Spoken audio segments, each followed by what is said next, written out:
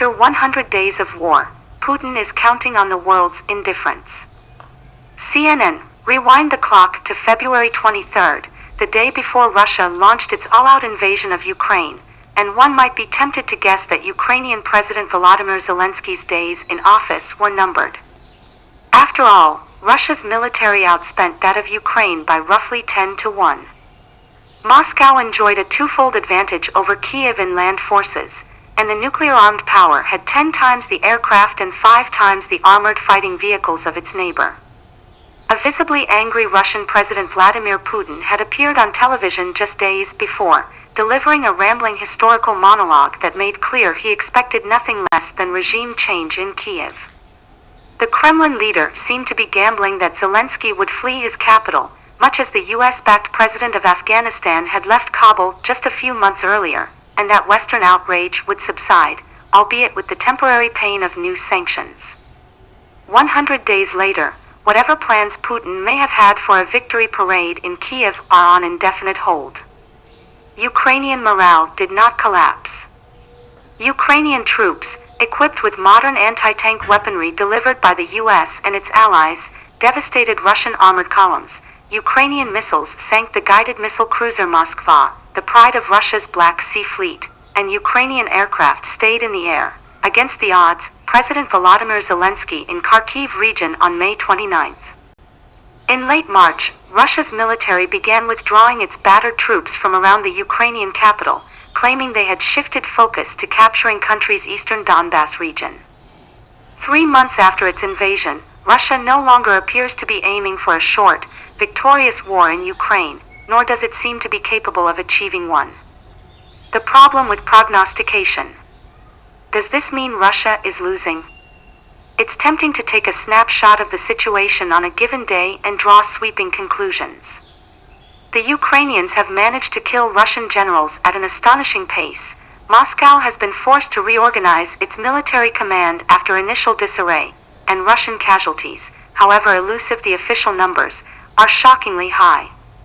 But Russia now controls a crescent of Ukrainian territory that extends from around Ukraine's second city of Kharkiv, continues through separatist-held cities of Donetsk and Luhansk and reaches westward to Kherson, forming a land bridge linking the peninsula of Crimea, forcibly annexed by Russia in 2014, with the Donbass region. Russia's main direction of effort is now in the Donbass region, where things have settled into a grinding war of attrition. Recent fighting has focused around Severodonetsk, an industrial city where Ukrainian forces hold the last sliver of eastern Luhansk region. Ukrainian troops have ceded most of Severodonetsk to the Russians. The fall of the city will be a symbolic loss, but one that military analysts say spares the Ukrainian forces there from a protracted and likely losing siege. Kiev could have committed more reserves and resources to the defense of Severodonetsk, and its failure to do so has drawn criticism, the US-based Institute for the Study of War said in a recent analysis. Both the decision to avoid committing more resources to saving Severodonetsk and the decision to withdraw from it were strategically sound, however painful. Ukraine must husband its more limited resources and focus on regaining critical terrain rather than on defending ground whose control will not determine the outcome of the war or the conditions for the renewal of war. Amid the offensive on Severodonetsk, Alexander Mutuzianik, the Ukrainian Defense Ministry spokesperson, said Russian forces were now trying encircle our troops in Donetsk and Luhansk regions, and regrouping to launch an offensive in the directions of Sloviansk, a strategic city that may be shaping up as the focus of the next pivotal battle. The battles in Ukraine's east are being fought in much more open terrain than the more densely packed urban environment around Kiev. That explains the urgency with which Ukrainians have requested heavier weaponry, particularly artillery systems that can strike targets at longer ranges, from the US and its allies. President Joe Biden announced Wednesday that the US will be sending more advanced rocket systems, including the high-mobility artillery rocket systems with munitions that can launch rockets around 49 miles, a range far greater than anything Ukraine has been sent to date. That's welcome news for Kiev, but Russia's offensive in the east is playing out as international media attention on Ukraine recedes somewhat from the headlines.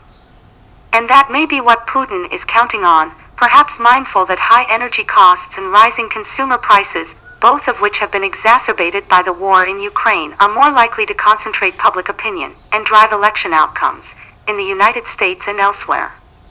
Putin may also be counting on short diplomatic attention spans.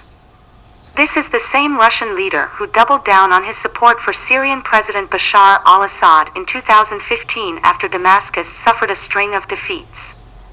That war, now entering its 12th year, has continued even as the world's attention has shifted to Ukraine. In that respect, Zelensky has been one of Ukraine's biggest assets in the information war.